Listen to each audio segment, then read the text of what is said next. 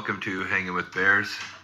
It is Wednesday, February 8th, or February 9th, rather. February 9th, shortly after 8 p.m. Eastern Standard Time in the U.S. And our guest tonight is J-Bear. You've all seen his memes. If you're an Instagram user, you've seen the memes. Now it's time to meet the legend. Normal Bear, welcome. J-Bear, welcome. Bra Bear, welcome. Plane Runner, welcome. Some people joining. Excellent. Thanks for joining us, guys.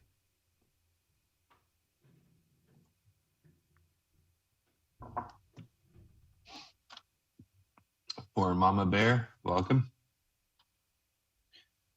I thought I added you, J-Bear. I'm not sure what happened. We can try again. What's up, Stuntman Bear?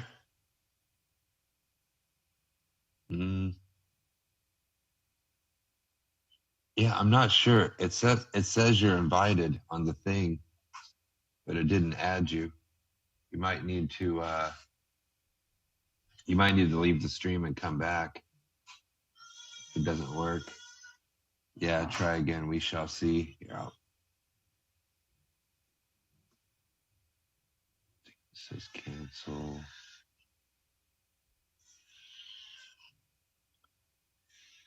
Sorry. My baby. I don't know if you guys can hear that. My baby woke up. He's giving out. Welcome, Walker Bear. There we go. We're in action. I believe. Great. There we go. Did we get this it? is me. You guys hear me?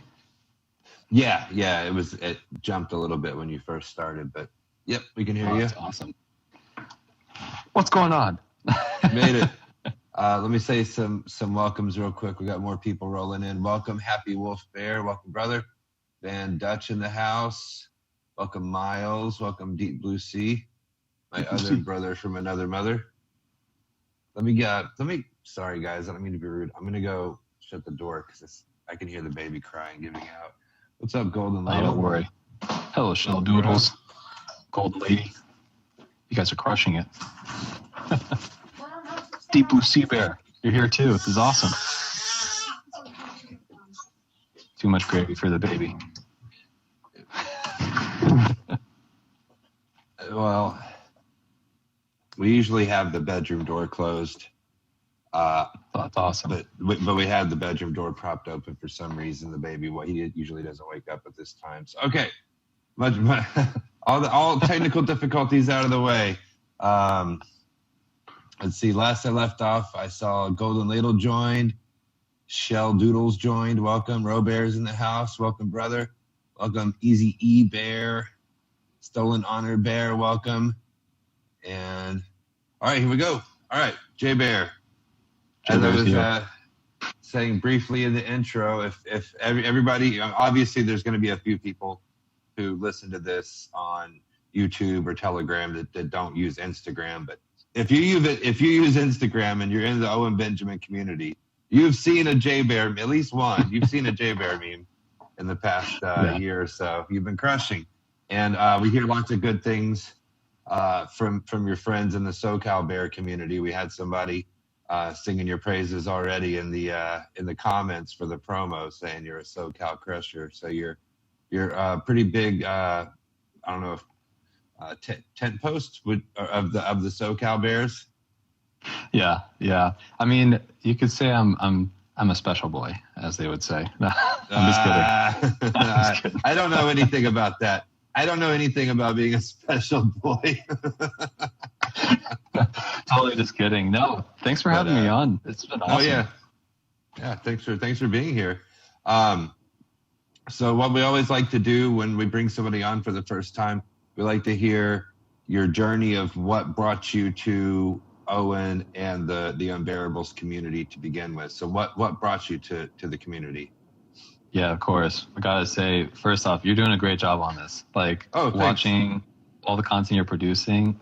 One of the bears, Provider Bear, I'm supposed to mention him because he was super excited to see what you've been putting together here. It's just amazing. Every day, just pumping out this content. It's just amazing, man. Oh yeah, that's Jackson Family Farm. Jackson Family Farm. Yeah, I'm supposed to insult him somehow, but I'm not going to today. So when he listens to this, he'll know what I mean. But no, yeah, the whole path on, finding Owen, I'm sure for a lot of the Bears, it started with what was it, Chowder with Crowder, or no, sorry, Louder with Crowder. My apologies. Yeah. I get that a little mixed up. So start with Louder with Crowder.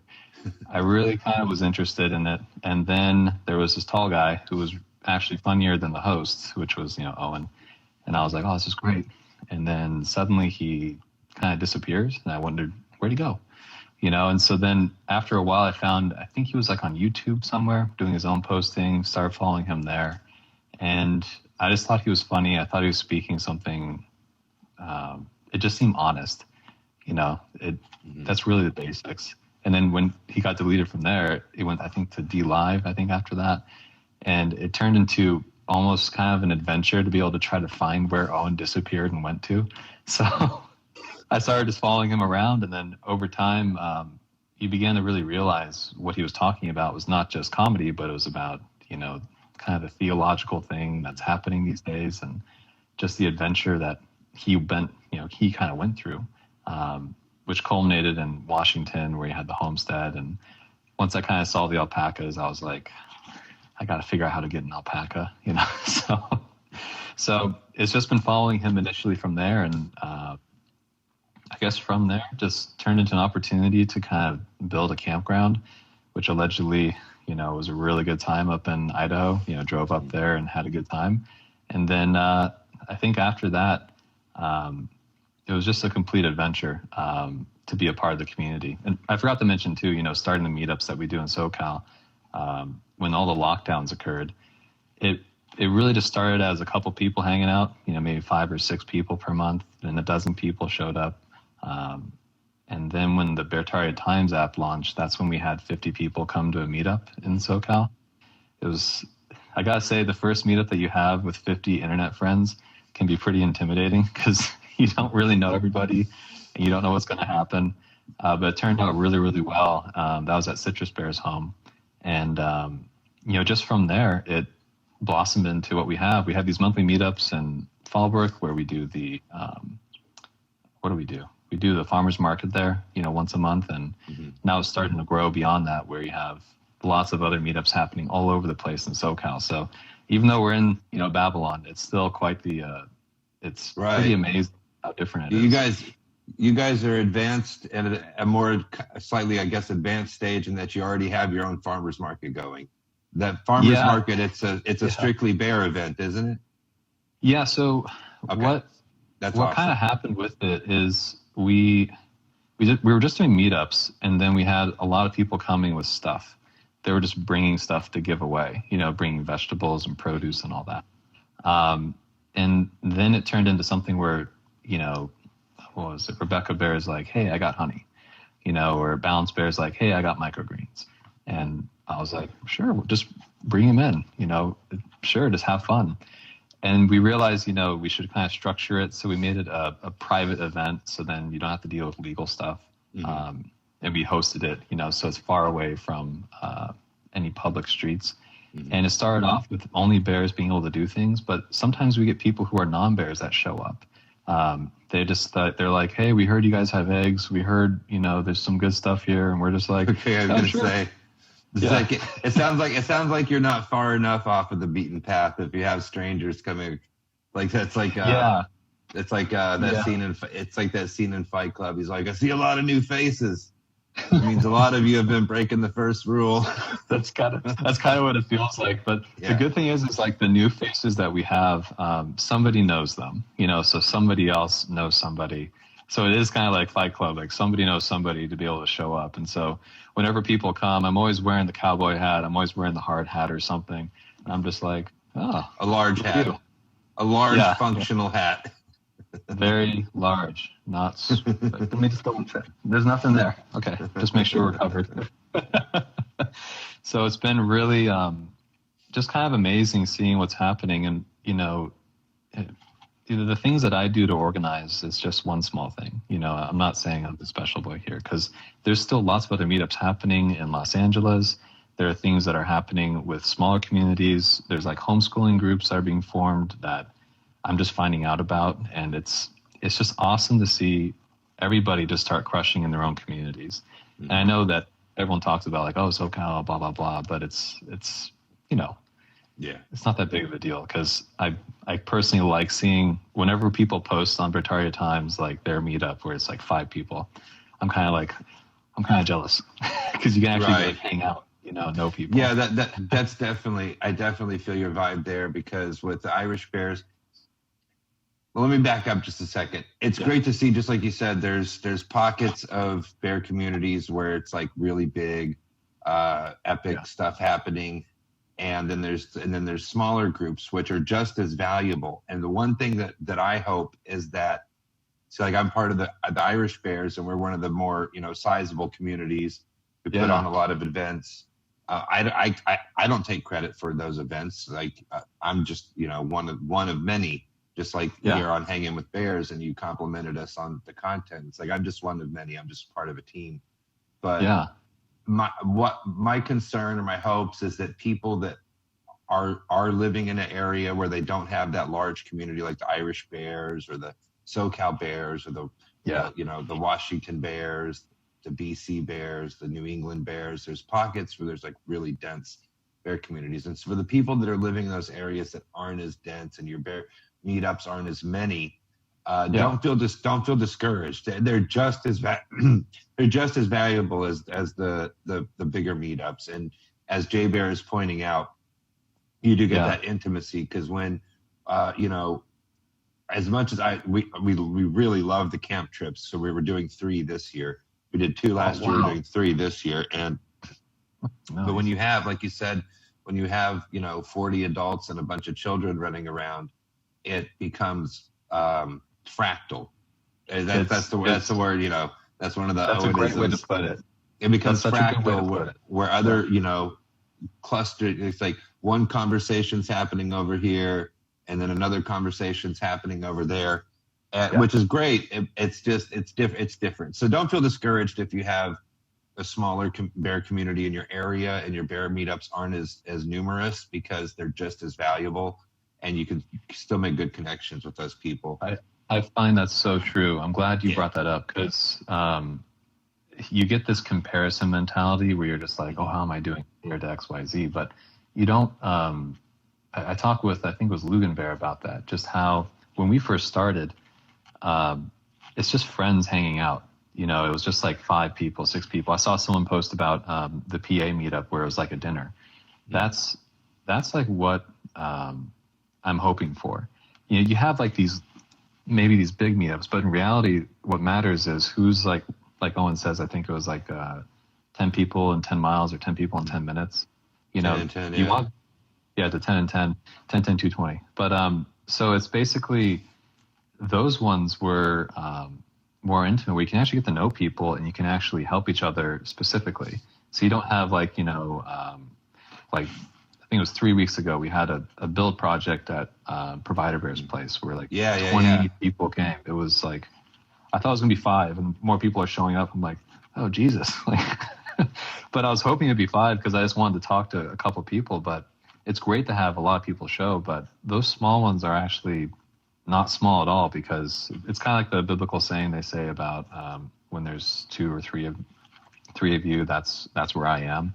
You know, that's kind of how I see the meetups, where if you have 2 or 3 people show up and you all hang out and you share gravy, you can actually really get to know each other, versus if you do a big one, you're kind of just surface level. You're just like, oh, Crusher, not wearing a mask. Oh, this is great. You know, it's like good family.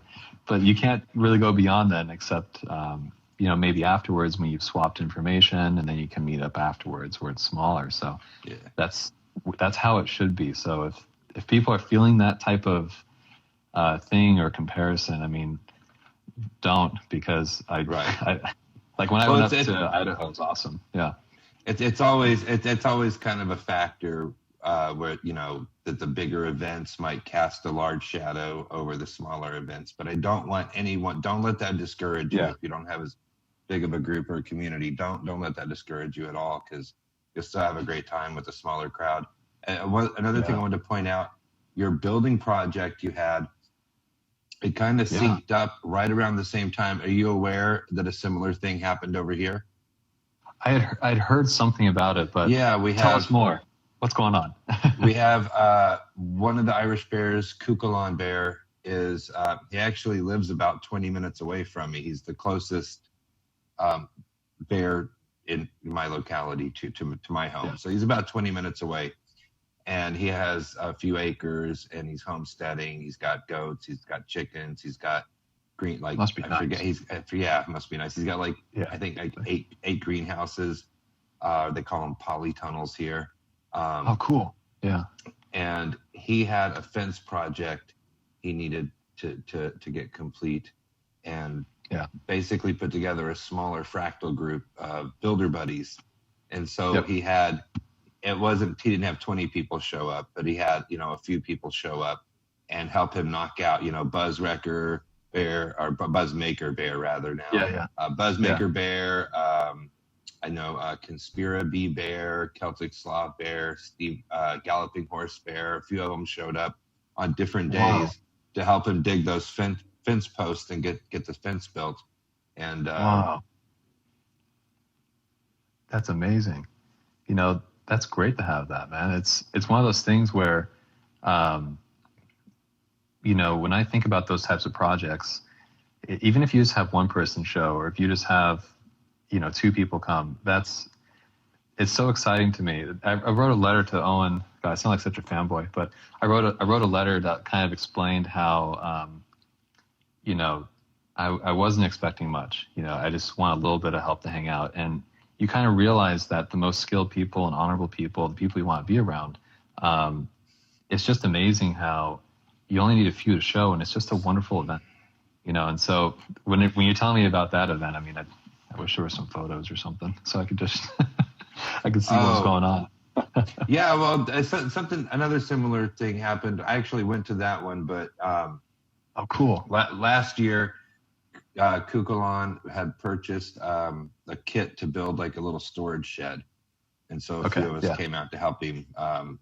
Green Bear and Buzzmaker Bear come out to help him assemble that, and so it was kind of a little mini bear meetup that day. It's just great to see, because that's exactly what we've been building towards. Yeah, and to see the synchronicities and stuff, where it's like I know of Cuchulainn and his fence building project. Meanwhile, you have essentially builder buddies from your community coming to help you build something around the same time, and it's like synchronicity city. Exactly. Yeah. Like I found too. What's interesting is, for me, I don't have any land, so I don't have any things to really build with right now.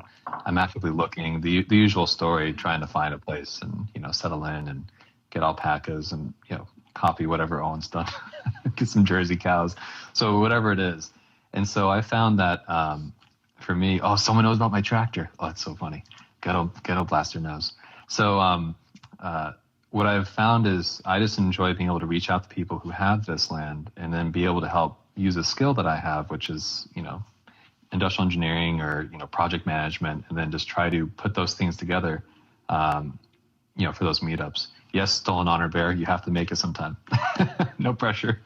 Sorry, I'm reading the chat while also talking. That's fine. Yeah, so it's just awesome to be given the opportunity to help people with these things, because I got nothing. Stuntman Bear said something funny. I don't know if you caught me laughing. It's one thing I have to deal with and learn in hosting, in the other hosts and stuff, where it's like that happens where I'm listening to the guest, but I'm also reading the comments, and somebody will say something really funny, and I might visually be laughing, finding it funny, and it could be in the middle of somebody like right now we're having this is fun, I'm telling an intimate story to you, right? Broken heart. And exactly. Like, that's funny. Sometimes that could happen where somebody's like on a real serious tip, they're like opening their heart or something, and I see a funny comment, and I'm like. And it's like, I don't want you to feel like I'm laughing at you. But the Stuntman Bear, we were talking about the Irish that came to build the fence at Cuchulainn's farm. And Stuntman Bear said, Irish built it, I'll give it a week. Yeah, I saw that. I didn't want to say anything about you guys pissing in your mouths, but you got to be careful. Hey, I'm American. Okay. You're trustworthy. Very good. I'm just kidding. I'm totally just kidding. I'm only an honorary Irish at this point. So. Okay, so you get the. What's up, Batman Bear? Got Robear here. This is so cool. Batman Bear, Deep Blue Sea Bear. Oh my gosh. This is so much fun to be able to chat with everybody.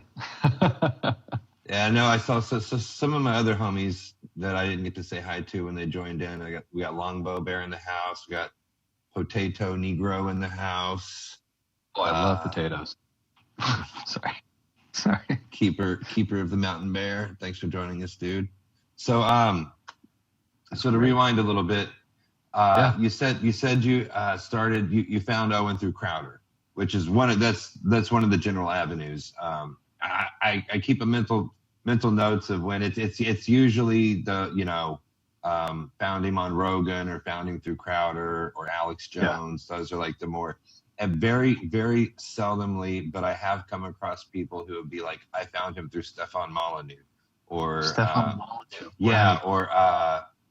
one more recently, somebody who found him through Eric Dubay because he was a flat earther. He was like already into that, and then when Dubay got into it with Owen, it exposed Dubay's audience to Owen, and he ended up taking the audience members essentially. But that's cool. So Crowder, were you into that? So Crowder's more on that kind of like a political tip. He doesn't dip into the conspiratorial realm. Were you into kind of conspiratorial type theories and stuff like that before Owen, or is that more new for you?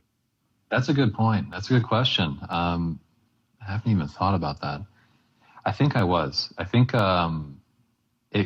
was kind of like I'm sure a lot of the Bears people here who are talking to, they have that kind of black sheep mentality in the family where you're kind of the odd one out for some reason, and not using that as an excuse to say that we're special or anything. But I remember, I think it was watching. I think 9/11 kind of happened.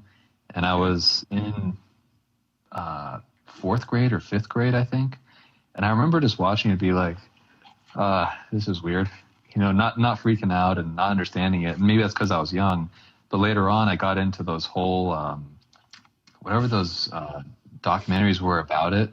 And I was so excited because I was like, this is so cool. This is cooler than all the education I had at my school. And I just went to my parents and I'm like, have you guys seen this? And immediately they were just like, no. And I was like, oh.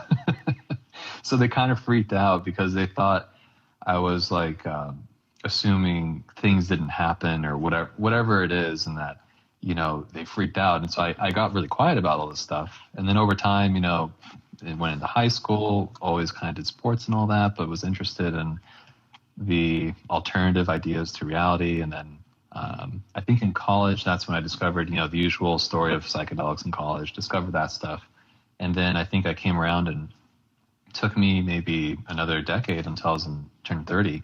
And that's when I discovered, God and Jesus and all that stuff. Mm-hmm.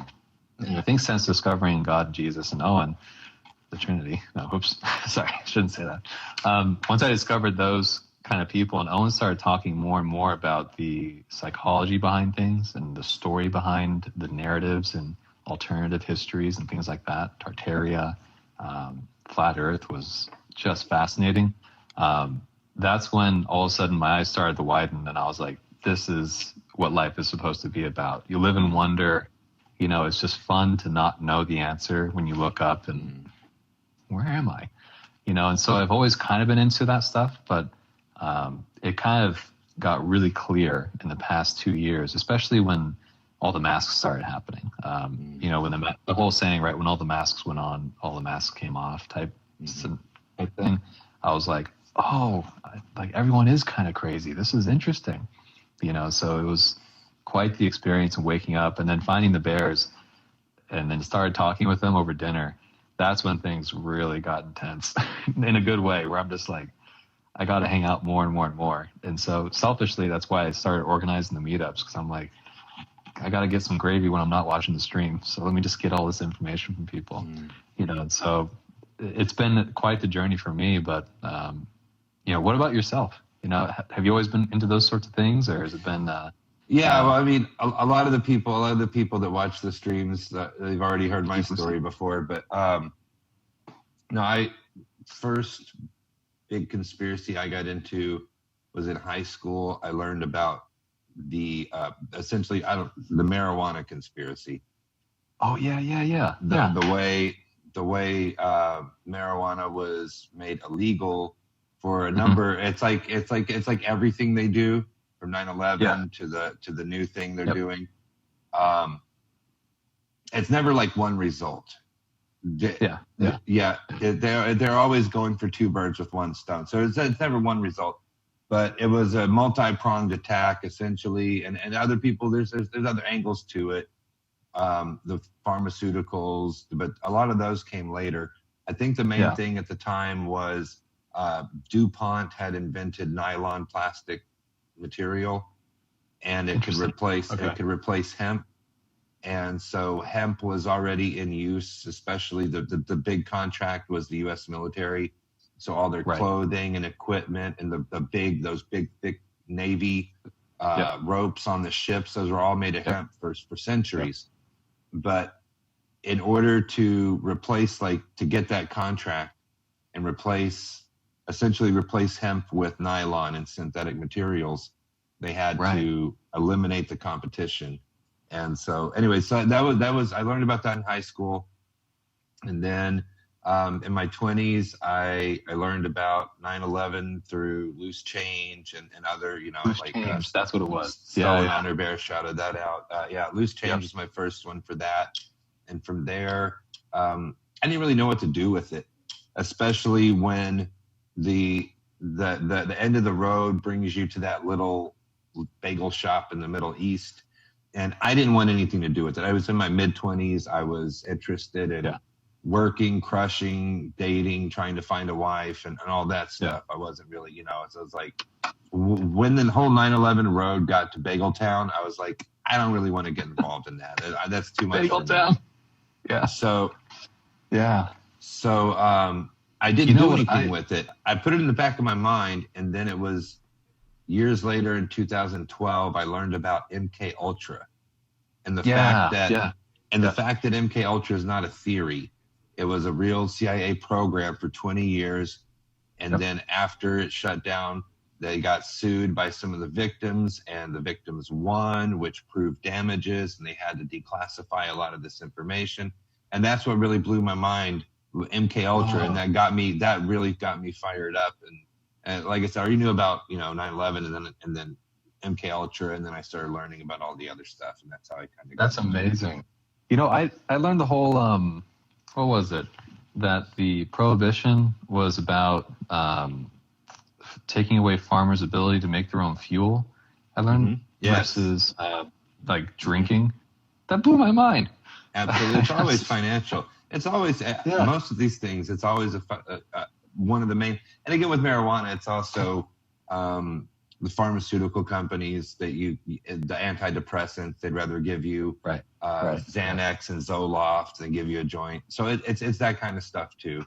Or CBD oil or CBD rub and all the other legitimate products that come from hemp, the 50,000 plus legitimate products that come from hemp other than smoking weed, they eliminated and then they replaced. So that was my really first one, and then 7-Eleven, the part-time job, and then MK Ultra. When I got into MK Ultra, that opened up all the other topics for me.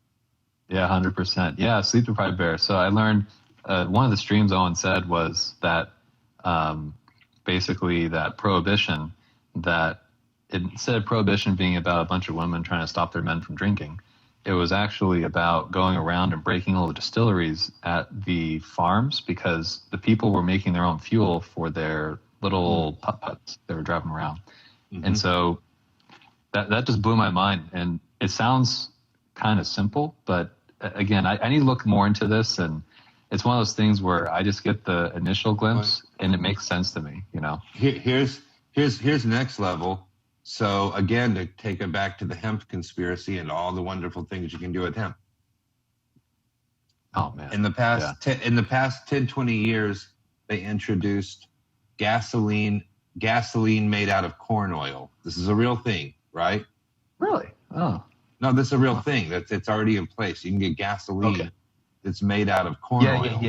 Yeah. And it's cheaper.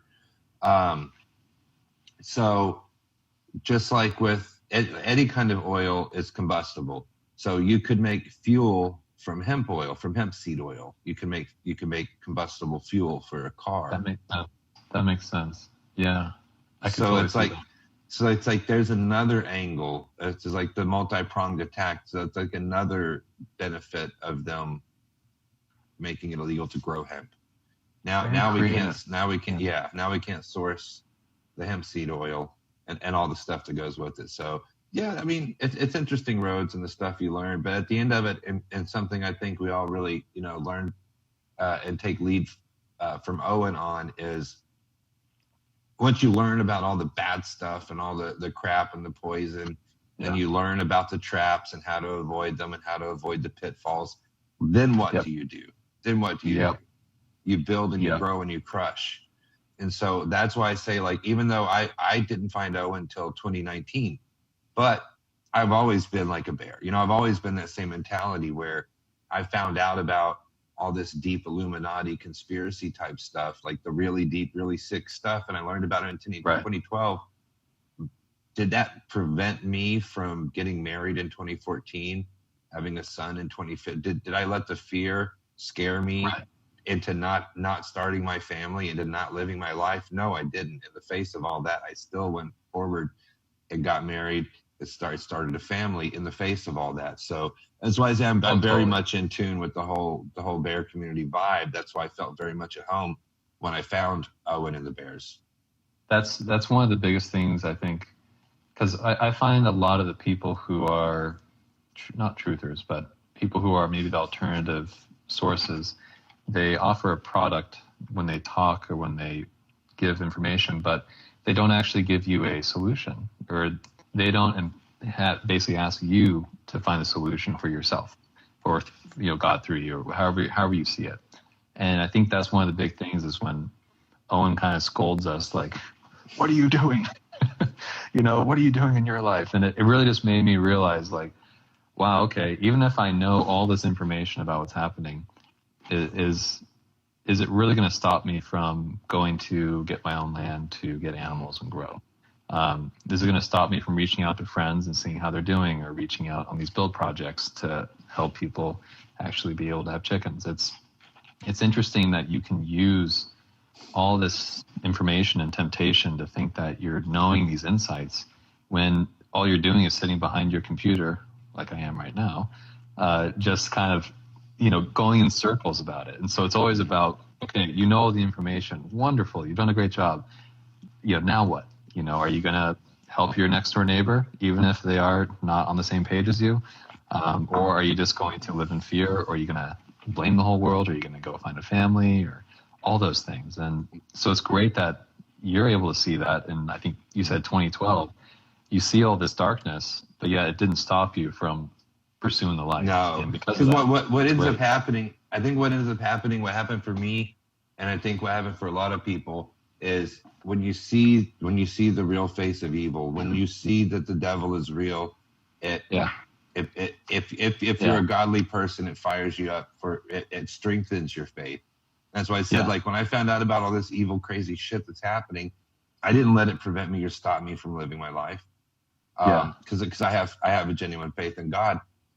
Yeah. So my kind of story there, and I'd love to hear yours too. So I was born into kind of a Baptist Christian home, and I'd go to Sunday school.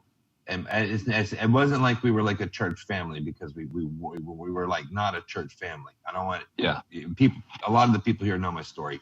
We weren't a church family. But when I say I would go, my mom would put me on a bus, and I would go to Sunday school by myself. And I would pay attention, and I would absorb, and I would learn. So I was very much into it. I was very much into it until I was about 13, and we had relocated from Texas to Missouri, all the kids were picking on me because I was new and I talked different than them.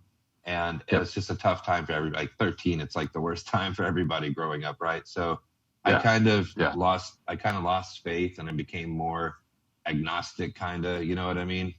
And then when I was in my 20s, I want to say around 25, I had an experience that I believe is with the demonic realm.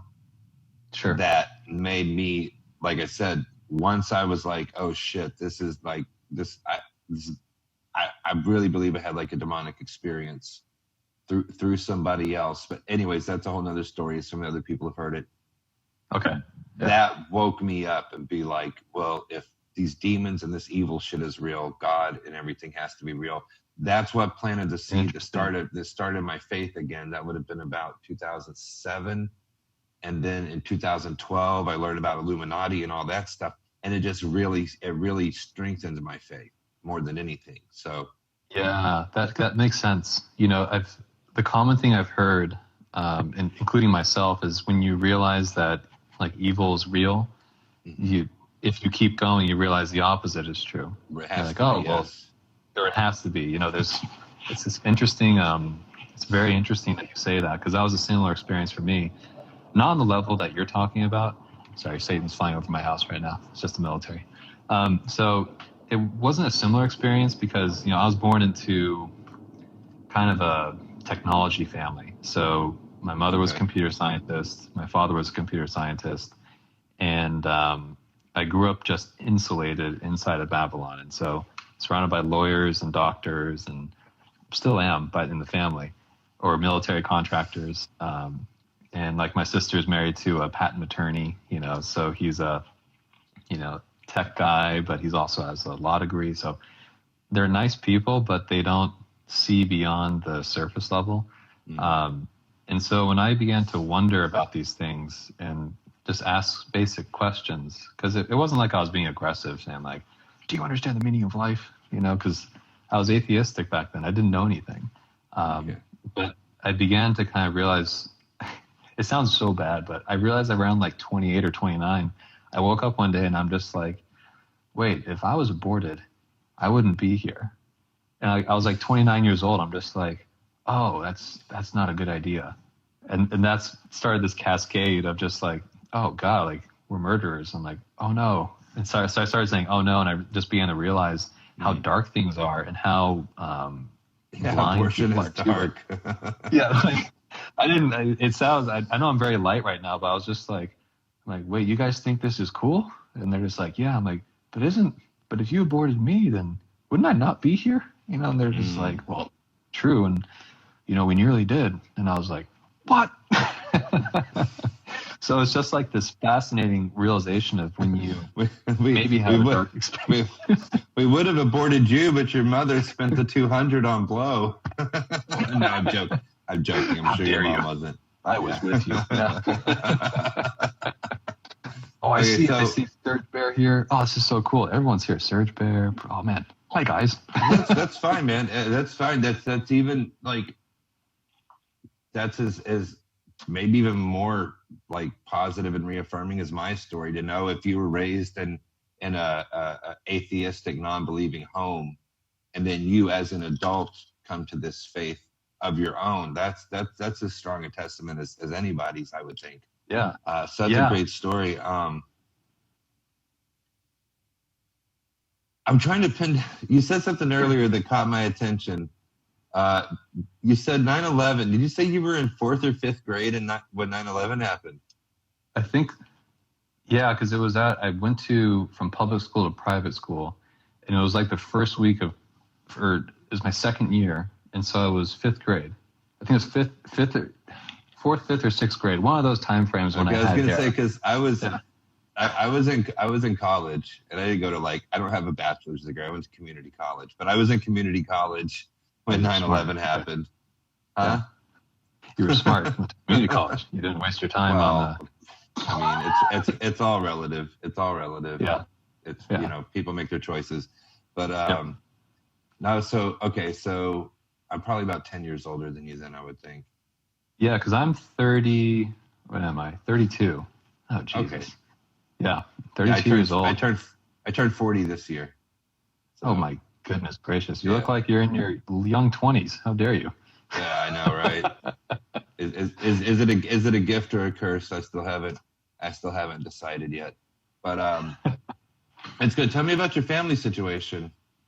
Yeah. So let's see. Born and raised in San Diego, Southern California, to engineers who believe in tutoring and that school is the solution to everything. So thanks, parents. Only child? No, I have a older sister. She's 2 years older than me, and she is a mechanical and robotics engineer. She works at a aerospace company. Okay. And so, yeah, I have a older sister. I have 4 cousins who are girls who are all younger than me, and I have 2 uncles and 2 aunts. So it's a pretty typical family. Sorry, I meant like today. Like, are you married with children or searching Jesus. Or typical person always telling too much? No, yeah. So I'm actually in courtship with Helper Bear. So there Helper Bear might be in the chat. So we met through online dating stuff. I'm actually flying to see her next week in the Maldives. So it's quite the trip. It's the one place where they allow you to go where they don't restrict visas. Forgive my ignorance. I'm just a simple boy from the Midwest. How dare you? Where's the Maldives? Where the fuck is that?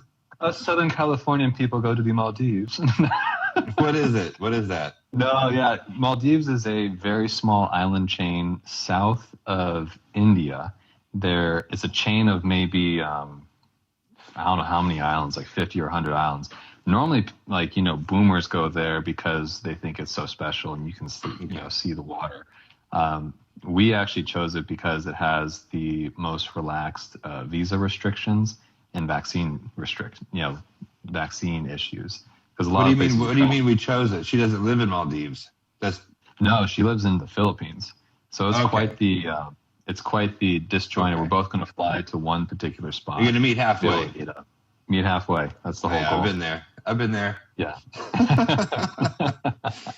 So yeah, but so in courtship, planning on getting married, all the usual, wonderful things, and I'm really fortunate that way. So that's happening, and there's no one else, no children in the picture. It's just me, and flying solo since I was popped out of my mom. So it's been quite the journey so far. Yeah. I mean, like no pressure, obviously, or whatever. And it sounds like you have a good thing going. If you guys are taking that initiative to go on you're both going to travel to a third country to meet up. It sounds like you got a good thing going. I don't want to jinx anything, obviously, but so I met my wife through kind of a similar vibe, similar situation. Oh, nice. So as I told you, I really got into conspiracy stuff in 2012. Facebook was the only social media app I used at that time. Yep. And there was a strong, thriving conspiracy theory community on Facebook because it wasn't the censor stuff really started after the Q, and it's like another hint that Q was it's when Q started happening that they started shutting down in my fucking Facebook. I don't even use Facebook anymore. I go there and there's memory section. And you scroll through and they're all blank. It's like deleting all the old posts. Anyways, I'm going on a tangent. Interesting. No, it's great. back then there really was a lot of good info being shared on Facebook, and there was that's a good community. Point. Yeah, so, I remember it used to be good. Yeah. My wife was in the same community. We were both Christians. We were both truthers. So we all had the same mutual friends in the same community. So that's how I met my wife, through Facebook, through after I obviously interacted with her through posts and comments and stuff like that. I started chatting with her in direct message. From there, took the conversation outside of Facebook, and eventually she came over to the U.S. and we got married, and then I got her pregnant, and then how dare you? I thought, right? No, we got married in November, or we got married in October, and we were pregnant by December. So wonderful. So that's good to hear. Didn't waste any time. So Printer Bear is right about this. The internet is in general used to be better. That's so true. It now feels like a shopping mall. It used to be this jungle. You could explore, and you found that community online, and from that you found your your mate. That's amazing. That's what's happening now. And see, back then it almost felt more taboo, and it's only been, that wasn't even 7-8 years ago now. It felt more taboo back then. I felt almost embarrassed to tell people, like in my real life, people I knew back home, be like, "Oh, I met this woman. I'm getting married. Where'd you meet her?" "Oh, I met her on Facebook." Smoke, smoke signals. but now that's what's happening in the bear community. It's been happening, and it's still happening, and it's a great thing. So, that's funny. KO Bear, you got mail used to be exciting. That's really true. No, it's the same thing with me too. I told my family about it and immediately got negative reactions. So it's just a fascinating thing. Mm-hmm. And again, to me, it's actually understandable, because 99% of it is usually dudes who have failed in relationships are trying to, not failed, but who are trying to rectify their egos by going after people who are not in a good spot. But sometimes it works, and to me, it's just been wonderful how it's unfolded. And I'm so glad she got the name Helper Bear, because it's pretty rare. So must be nice. That's amazing, though. You got to happen. It's so exciting.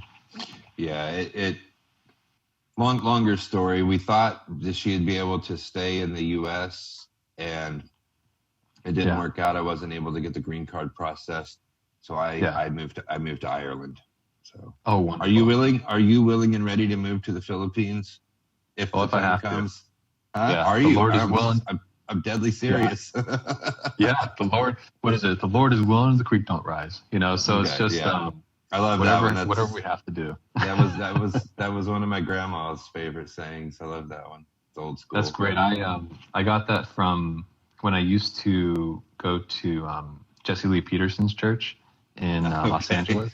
I used to go to that one for a little while, but I just love the sayings. But all the recent news that came out, I'm just like, ooh, so I'm going to stay away from that for a while. But he has so many funny sayings like that. Run that by me. Wait, 1 second. Welcome, Wobbly Bear. Run that by me real quick. What's the deal with Jordan or Jesse Lee Peterson? Oh man, I shouldn't have said that. Yeah, Wobbly Bear's here. Tell me. What's up, Wobbly? I like the memes. So my understanding, again, this is just my understanding, is there's been multiple, again, who knows about accusations, right? Okay. It's one of those things, there's been accusations against him related to being with individuals of the same gender for a long period of time. So there are these accusations coming out, and this happens all the time. But the issue is that because I knew all these people, and then this came out, I'm like, wait a second, who's lying here? So and I'm learning more and more about kind of the information related to it, and then the background related to Roy Masters, who who had his own church in Los Angeles, moved up to, I believe, Oregon, and then he had I think JLP on the show. He had his own radio show, and then things started happening there. Not with Roy and JLP, but just separate things. So I just began to verify these things through third parties and all that. And now I don't know it's true. Accusations are always made. But I'm noticing that the old guard, the people who used to be a part of the community in that church, are beginning to question what's actually happening here, because this seems to be a trend every couple decades. Okay. I got some stuff I want to say about this, but first I want to get a clear vision of what's happening here. Yeah. You physically attend in an actual church with him in person? Yeah, I was for about about a year and a half. Yeah, I was there. I haven't gone for about 6 months to a year. It's hard to know. Okay, so this is a lot. This is a lot closer than internet rumors and go. You're on the ground with people that know him and went to his church. Okay. Wow. It's kind of interesting. So you're saying, okay, without making, everything's alleged, okay? Allegedly. Of course. But you're saying you're saying you've heard rumors that there might be something to it. Yeah, there might be something to it. Oh my god! And there's an article that came out about it. And amazing! It doesn't. Amazing. You know the saying. Yeah, and again, there's an article that came out about it, and somebody came clean about it. And the other people I know who are verifying it are pretty trustworthy. So there's something fishy going on. And again, I don't know. Allegedly, people could make that claim about me. It wouldn't stand up in court or whatever. Right. But at the end of the day, it doesn't change the message that he provides about doubting thoughts and forgiving your mama and all that. Right. So. Yeah. Is these allegations of things that happened in the past, like he used to be like this, or is it an allegation of he's still living this way in the closet? Good question. So it's basically used to be, and it was maybe 4 or 5 years ago. I don't know about recently. The questions there, I'm not sure. But it was just fascinating when I was reading about it because it's pretty interesting. It's just seeing all that. It makes you wonder. And when we, I think this is one of the things about bears and conspiracy theorist type people in general. We like to try to consider every possibility, every angle, every outcome. Oh yeah. To speculate. Okay, so I'm looking at something. How this kind of echoes a similar story.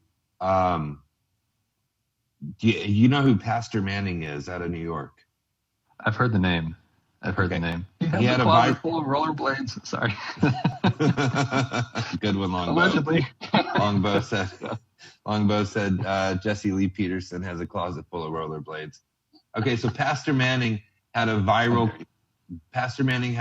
video clip that went around starting a few years back that I think almost everybody's seen. It's hilarious. It's the one where he's Pastor Manning is a black pastor out of New York, like Harlem type, and he's going on about homosexuality and sodomy as a sin, and he keeps going on.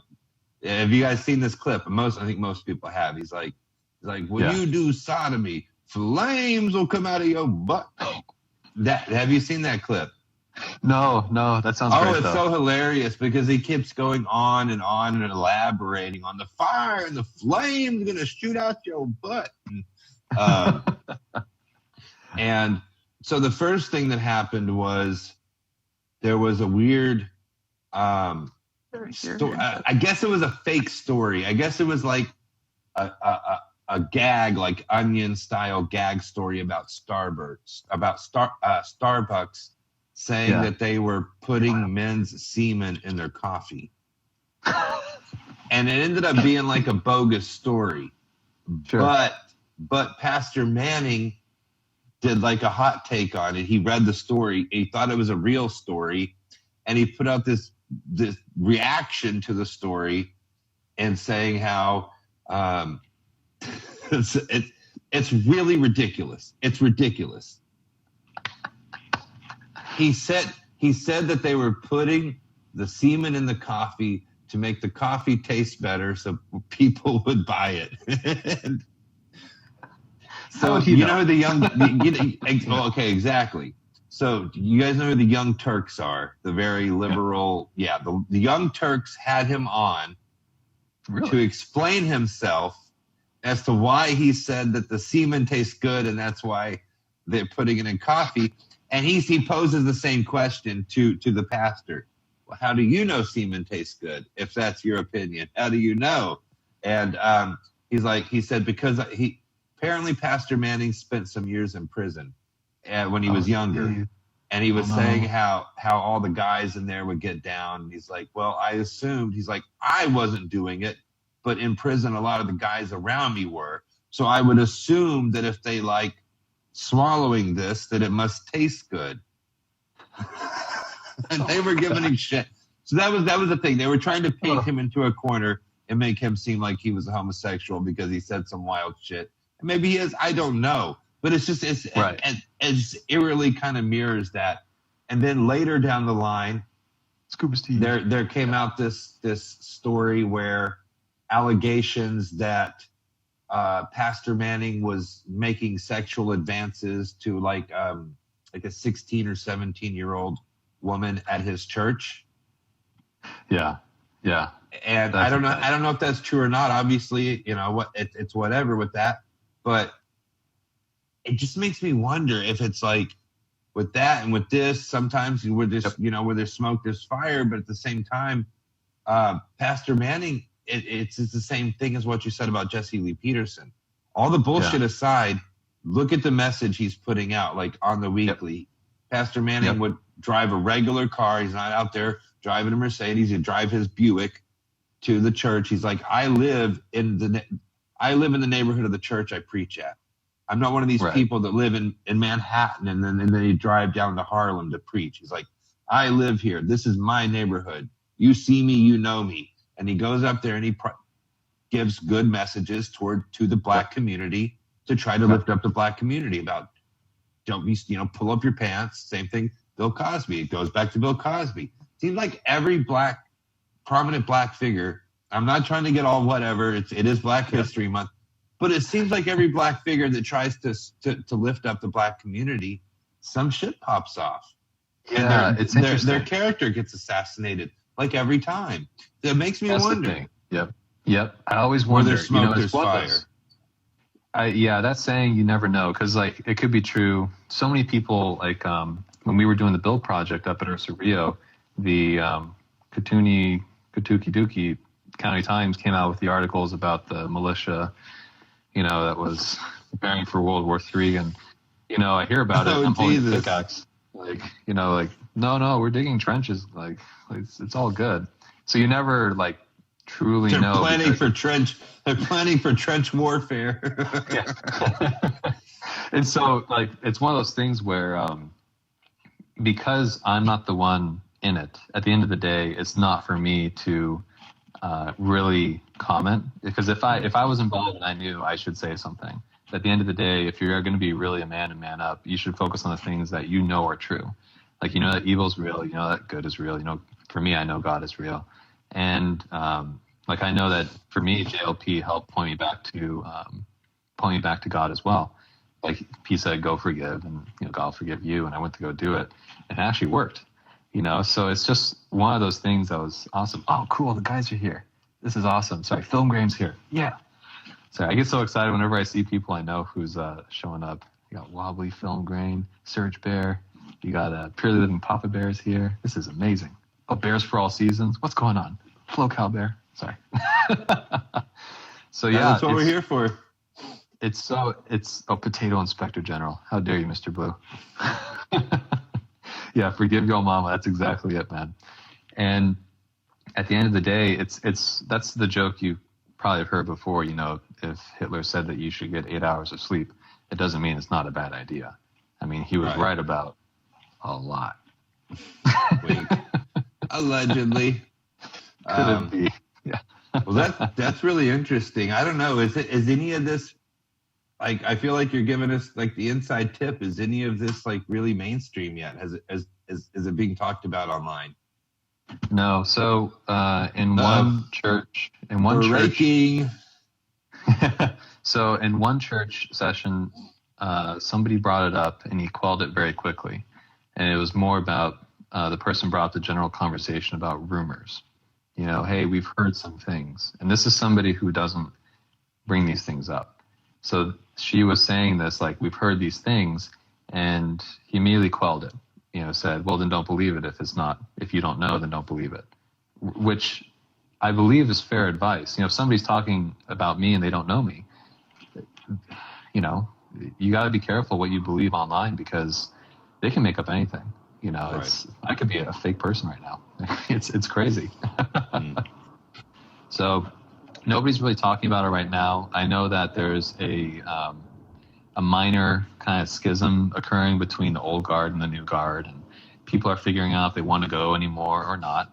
But at the end of the day, I got all this value from him, and I'm really just thankful that I was able to find him at the time that I needed him. And that's kind of the nice thing too, is like, when it came to like Joe Rogan, I used to follow him a lot in college, thinking it was psychedelics are great. They all have their place in time. Don't get me wrong. I followed, start with the military. I followed like Jordan Peterson was a big one for me. Jordan Peterson was all about cleaning up my room, which I got much better at. It's a bit of a mess right now, but usually it's pretty good. But then I realized he was kind of a meth head from watching Jim Bob, so I realized how silly it was. And same with Crowder. So it's like at each one of these phases, it's like I was climbing out of this fog, and then started following Owen as well. He pulled me up, and then once I looked straight up and I realized, oh, God's real and He's with me, and Jesus is my brother, and all this stuff. Then from there, it was awesome, to not have to look to man to hold me up. I could actually just look straight to the source, which is within, which is God. Oh, Lyle's here. Hello, Lyle. Good to see you. Hope the family's doing well. Yeah. It's just funny with Owen's observation and prediction. How long before Pastor Steven Anderson gets outed? And that's a tricky one because he has like 12 kids, but that's not to say, gay people can't have children or, I love how Owen said it was a cover story. I'm just like, that is a deep cover story. He's deep in the closet. He's 12 children deep in the closet. Yeah. But, and Wobbly Bear made a good point too. It's like Joe Rogan brought me to health and thinking clearly and breaking free of just things. You're definitely right about that. And so there's just so much value you can get if you can see past the gravel. But if you keep following that person when you shouldn't, and you should use them as a reference, that's when things become weird and they become a lesser light and you're following the wrong thing. And so that's kind of been my lesson, is I've always looked for other people to kind of guide me. And now I'm realizing like, He's always been here. He's always around, and it's wonderful now that I have the ability to make memes and have a good time. So I'm already over my time. I usually try to keep these to about 1 hour, but we're having a good time, and I want to hear a few more things. Tell us about your experience at the Ursa Rio build. Yeah, I know you've talked briefly about it here and there. Yeah, the top secret Ursa Rio builds there. We don't talk about those things. No, I'm kidding, guys. It was great. I I submitted my info through the like Beartaria.io, the usual stuff, and then I was able to go out there. And I'll be honest, myself and who else came? I think Silent but Deadly Bear, who's been on, he came. And who else was there? There's someone else was there, I think. I think it was Balance Bear. So I got to remember who. But, drove all the way up there, and we're driving my truck, all the way there. And then we pull up to the site, and one of the bears, I forgot his name, but it looked like we were I was in like one of those True Detective stories where I'm like, I think I'm going to die. Like there's nobody around. There's one dude sitting on a log. He looks at us. He's just like, what's going on? And we're sitting there like, Beartaria? And he's just like, you're at the right place, man. And then it was just awesome from there. And then out of nowhere, you hear a banjo. It was unbelievable. It was such a great experience, just because it was just a bunch of dudes who were crushing, who were there to help, and everyone there was just going to, BB was going to get out me. Yeah, exactly. Yeah, and so when we got to Ursa Rio, we were able to set up. I was able to bring a bunch of stuff. We went to the actual site because we showed up a few days late. I think it was 2 days late than the initial builds that they were doing. And the guys had already dug the footings on the initial cabin. That's the cabin that everyone's kind of seen, the photo that he took. So they had just finished digging the foundations for that. And then we started digging the foundations for the bigger structures. And you could just imagine it was just a bunch of guys working for three-quarters of the day. And then the rest of the evening, we just cooked some lamb, and we actually had, Owen would come out and we would he'd actually be there a lot too. He would bring his milk from Dandy, and we would drink the milk and eat lamb and sit around a fire. And then, of course, because we're SoCal Bears, we decided to go back to our Airbnb because we're gay. So went back to the Airbnb at night and then came back the next morning. Why'd you invite me? Yeah, you should have kept that story to yourself. Now we know. But to be honest, it was awesome. It was a great experience, and that was the first time. The second time went up. It's almost the same thing, but it was more about building. The actual foundations were established, just like you saw in the documentary. Well, how dare you say I'm soft? It's true. I need to get out of SoCal. I'm just kidding. And it's one of those things where we eventually then did the actual build for the cabins, and we had basically a foreman who was there yelling at us the whole time, and it was awesome because we actually got to get all the work done and learn how to actually build cabins. And so it was quite the experience. Second build was much more peaceful because we didn't have the cartoony times, breathing down our necks on this weird information about what was going on. So it was much more chill, and it was just a really, really good time that, I'm very thankful for it. I can't wait to, Krav Maga Bear, how dare you? Sorry, she Krav Maga Bear. She's great. She was part of the first meetup I did in SoCal. And then, of course, she betrayed us and decided to leave and go to Idaho. So how dare you? But it's okay. But yeah, so it's just been just a great experience that we had. I can't wait to see, once it thaws out, if there's anything else that we can do to build it. And hopefully I can secure my tractor pretty soon and I can bring it up there and, do some grading. So it's going to be really fun. So you have no land, but you own a tractor. That's quite a conundrum. I'm one of those people where I'm swinging for the fences. So, how dare you, Krav Maga? You left to get away from me. Okay, fine. Okay. She's great. She makes really good food. So I believe she's single as well. So if anybody's looking, you got a chance, if you're worthy. So what was the question? Yeah. So I'm getting a tractor pretty soon, and I want to be able to help bears build their Beartarias wherever they are. So that's kind of my goal, to be able to get a tractor soon and, move on to the next stages of not just being a coordinator, but also somebody who can implement the projects that I have planned. So it's pretty cool. That's interesting. Oh man, this is great. You got all the cool people here too. This is amazing. Oh my God, Joe Goggin. Oh yeah, Joe Goggin. Cool. Joe Gagan. Oh, Gagan, yeah. You got to say it right. It's Gagan. No, sorry. I'm kidding. Oh man, what a good time.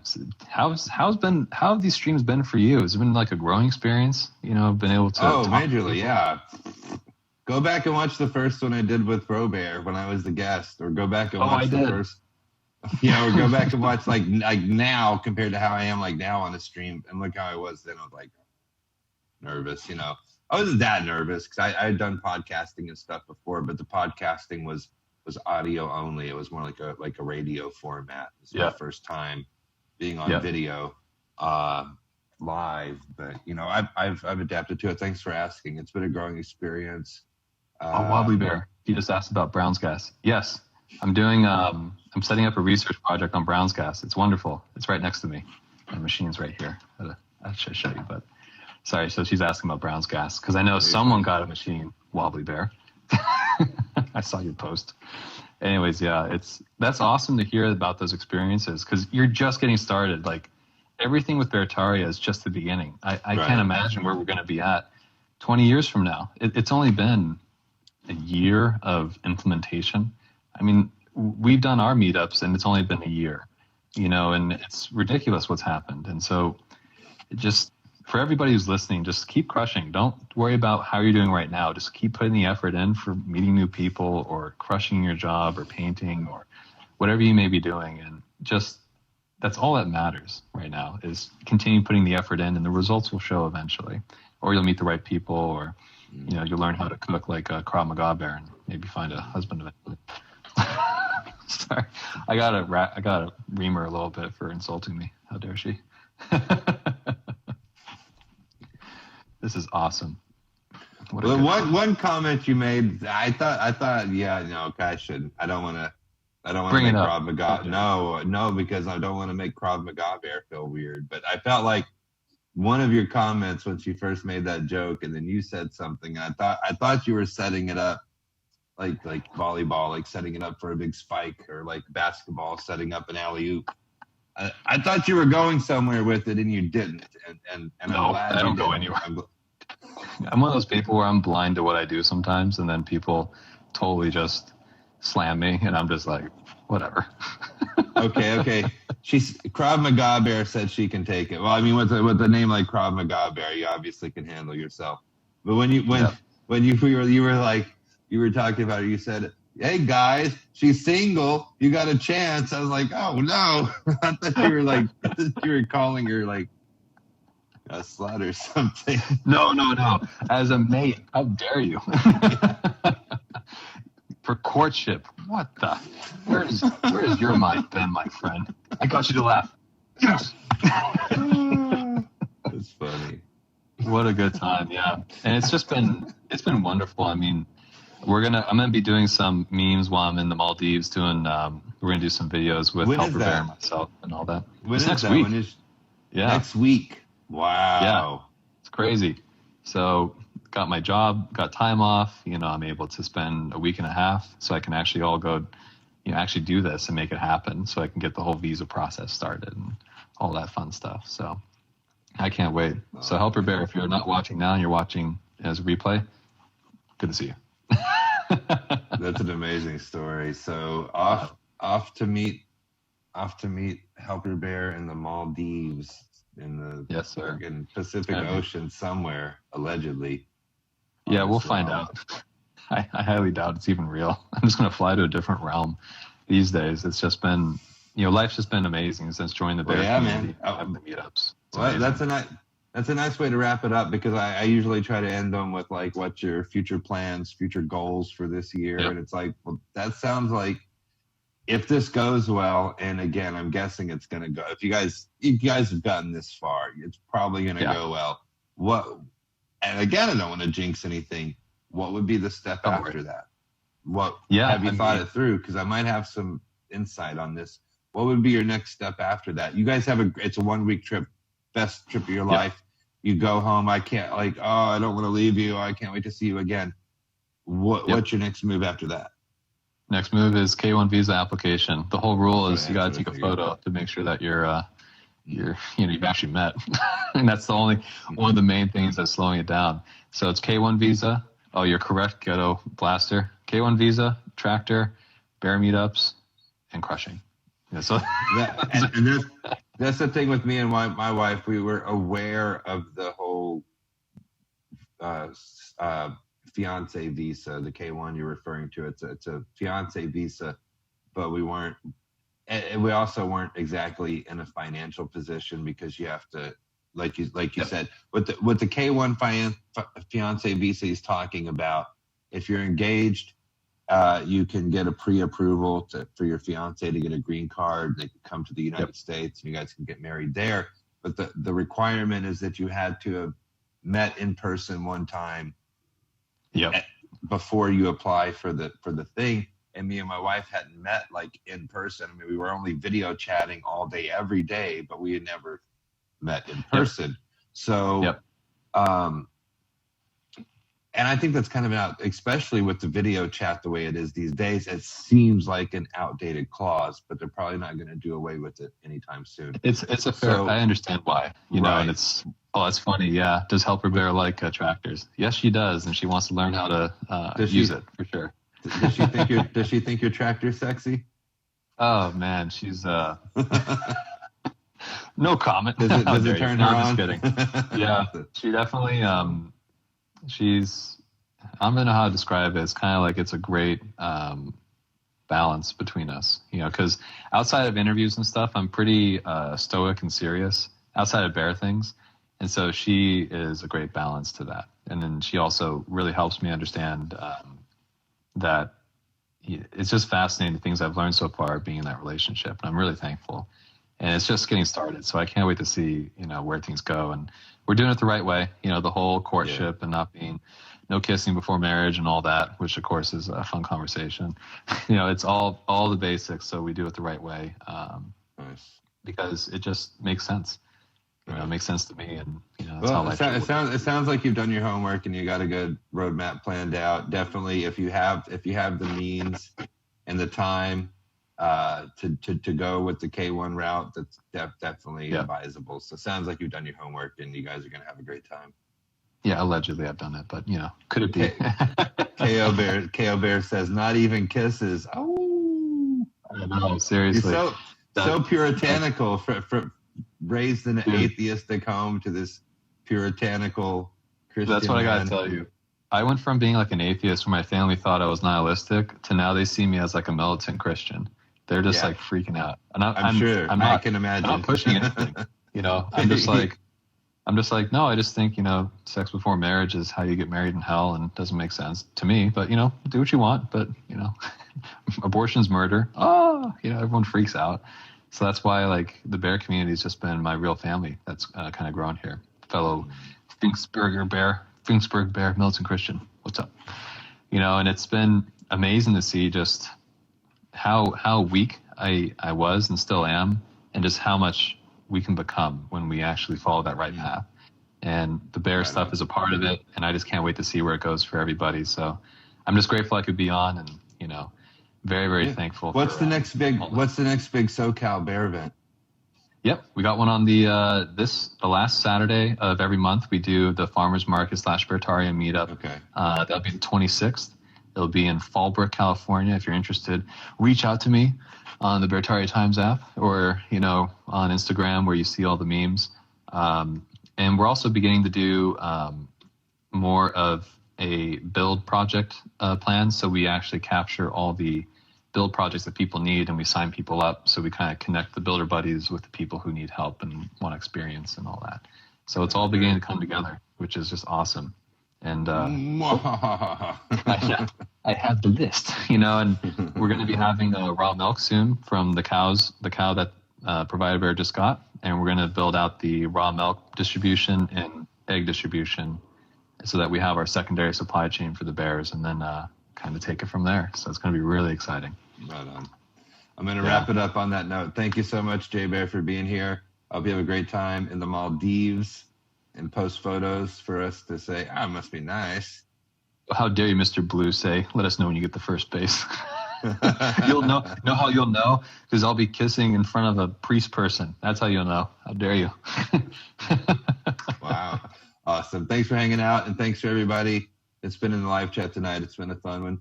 I'll see you guys next Friday. I'll be back with Antler Bear of the Buckley Print Co. So I'll see you guys Friday night. Peace. Bye, guys.